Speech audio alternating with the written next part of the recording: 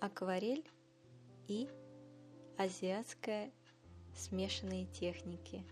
Рисуем виноград. Виноградная лоза – благоприятный символ.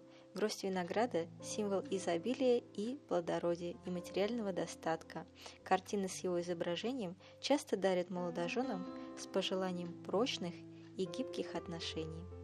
Начинаем с того, что рисуем виноградинки. Я использую для этого несколько оттенков цветов, от темно-сиреневого до бордового. Сейчас я использую среднюю кисть. Я ставлю кончик сначала на бумагу, а затем, все более прижимая кисть к бумаге, рисую 2 полуовала и соединяю их в кружок. Значит, ставлю кисть кончиком, прижимая к бумаге, для того, чтобы зафиксироваться, и затем начинаю проводить овал с одной стороны и с другой стороны. Все более прижимая наполовину кисть к бумаге. Зависит от размера винограда. Если виноградинки маленькие, то я рисую таким мазком самым кончиком кисти. Если виноградинка больше, то я прижимаю кисть наполовину, от кончика до середины. Если же виноградинка будет большая, то тогда от кончика до самой пяточки. Итак, я рисую 2 полуовала, сначала с одной стороны, потом с другой стороны, неважно, с какой стороны я начну, с левой или с правой, и соединяю их в круг. Если круг получился недостаточно ровным, то тогда я просто его подравниваю. И могу заполнить серединку, если она окажется пустой, просто поставив точку отпечатком кисти, кончиком или немного прижав более, в зависимости от размера. Я хочу прорисовать основу грозди, саму ветку, поэтому я располагаю виноградинки на расстоянии друг от друга, но тем не менее группами. Если же вы не хотите прорисовывать саму основу грозди, ветку самой грозди, то тогда вы можете рисовать виноградинки плотно друг к другу. И так прорисовать всю гроздь винограда. Она по своей форме, сама гроздь, напоминает треугольник. Кверху она шире и заканчивается кончиком. Мы не забываем об этом, даже если оставляем место пустоты для того, чтобы прорисовать саму ветку, основу, которая будет проходить ровно по центру этой, можно так сказать, геометрической конструкции, похожей на треугольник. Итак, сначала я рисую виноградинки и располагаю грозди. Затем я буду прорисовывать остальные элементы, такие как листья и лозу, а также проростки молодые, которые пускает виноград. Как вы видите, я ввожу постоянно динамику цвета. Как я и говорила, я использую несколько оттенков от темно-сиреневого до бордового. Также и динамика в самой композиции. Как вы видите, все грозди расположены на разном уровне. То же самое и с группами виноградинок. Сейчас я начинаю прорисовывать листья. Я набираю на кисть сразу несколько оттенков зеленого, чтобы была градация цвета в самом листе. Как я это делаю? Я взяла большую кисть, и какой мазок я провожу? Я прижимаю кисть либо кончиком, либо наполовину, либо от кончика до пяточки и ставлю точку, а потом тащу эту точку заданного размера в нужном мне направлении. В каком именно направлении? Во всех. Слева направо или справа налево, это не важно. В общем, я делаю несколько мазков. Как я уже и говорила, мы подразумеваем листья под цветовыми пятнами. Точнее, мы создаем цветовые пятна подразумевая под ними листья, а потом уже либо наносим прожилки, делая как бы более детальную прорисовку, чтобы дать понять смотрящему, что это все-таки листья, либо не делаем, в зависимости от нашего задуманного плана. В листьях также присутствует динамика цвета и расположения. Сейчас мы переходим на лозу. Я опять же использую большую кисть, но работаю не всей кистью, а только кончиком или до половины прижимая кисть.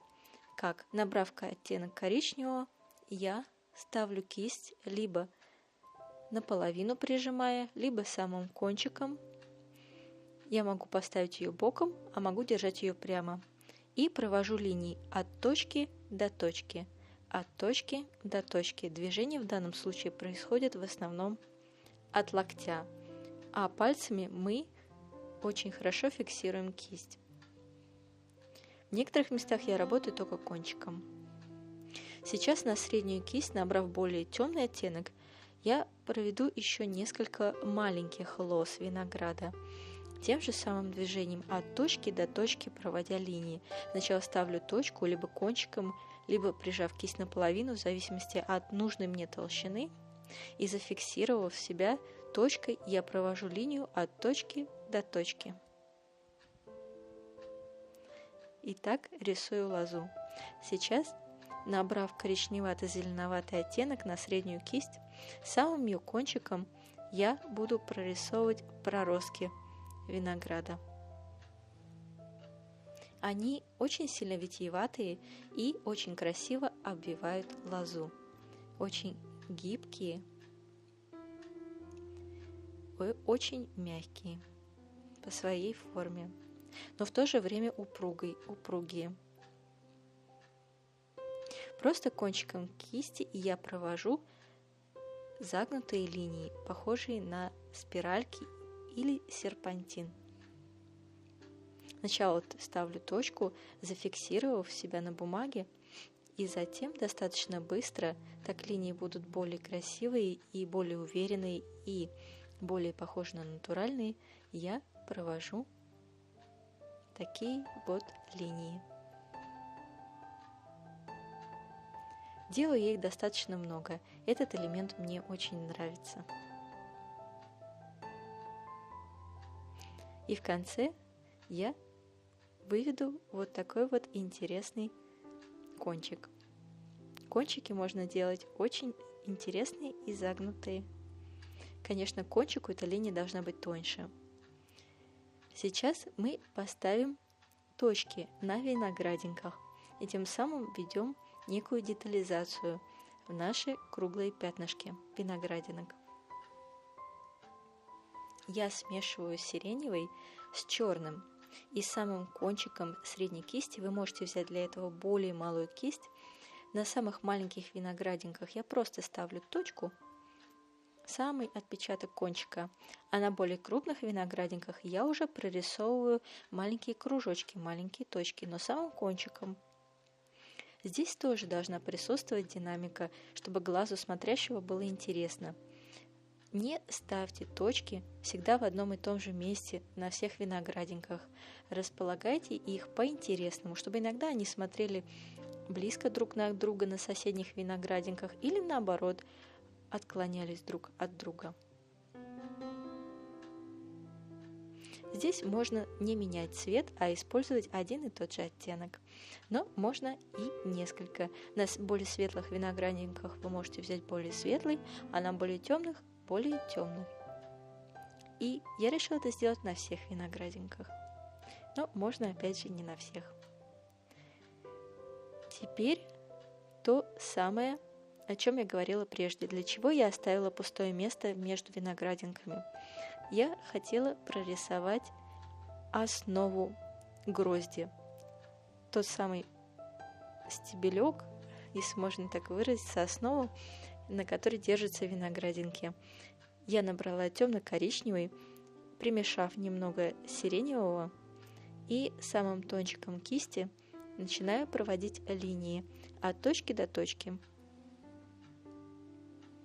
Сначала у самой виноградинки я ставлю точку и затем провожу линию уже к основному стебельку грозди. Но можно и наоборот. Смысл в том, что движение здесь – это линия, проведенная от точки до точки. Ровная и уверенная, иногда немного изогнутая в дугу. Делаю это самым кончиком кисти, но опять же это зависит от толщины, необходимой толщины веточки. Мы прижимаем иногда кисточку и больше, чем самим кончиком. Так я поступлю со всеми гроздями, которые я наметила. Опять же, если вы не хотите это прорисовывать, просто тогда виноградинки вы рисуйте плотно друг к другу, не забывая про ее геометрическую конструкцию, похожую на треугольник. Просто перевернутый треугольник. Его более широкой части вверху, а кончиком внизу.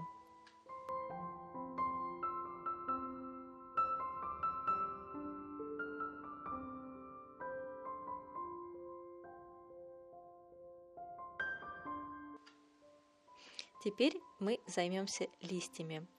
Набрав оттенок темно-зеленого, хотя оттенок будет меняться в зависимости от листа, на котором я провожу прожилки, самым кончиком, отметив сначала точку, от которой я буду двигаться, нарисовав ее, я провожу несколько линий. В общей сложности 5, но зависит от размера листа.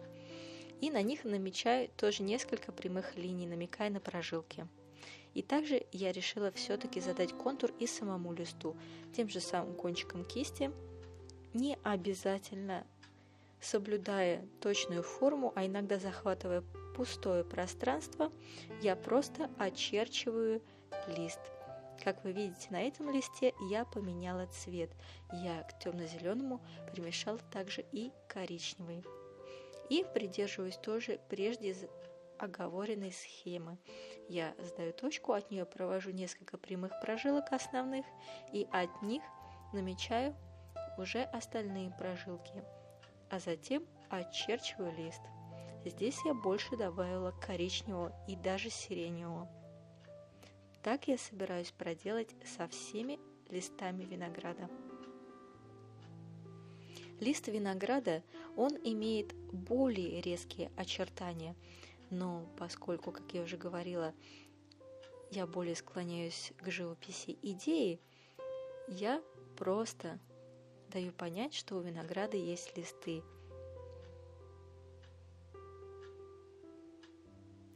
И из цветовых пятен сейчас я начинаю их выводить уже более детальной прорисовкой.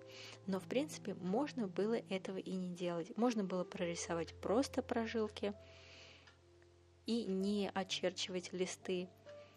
А можно было наметить вообще только средние прожилки, без дополнительных. Это зависит от того, к чему больше вы сами внутренне расположены. К более детальным прорисовкам или к более абстрактным. Виноградная лоза – это благоприятный символ. Виноград обозначает очень много положительных вещей, такие как жизнь в изобилии и достатке, сытость, а также долголетие и здоровье. Всегда дарится с благоприятными пожеланиями. Вместе с гранатом, если его изображать, то это будет для многочисленного потомства. Продолжаем наносить прожилки на листья. Некоторые листы, которые получились более водянистыми, я изображу более абстрактно, совсем чуть-чуть нанесу контур. И прожилки сделаю более водянистыми. Итак, наносим последние штрихи. Напоминаю, что о композиции можно судить тогда, когда она окончательно высохла. И благодарю вас за просмотр.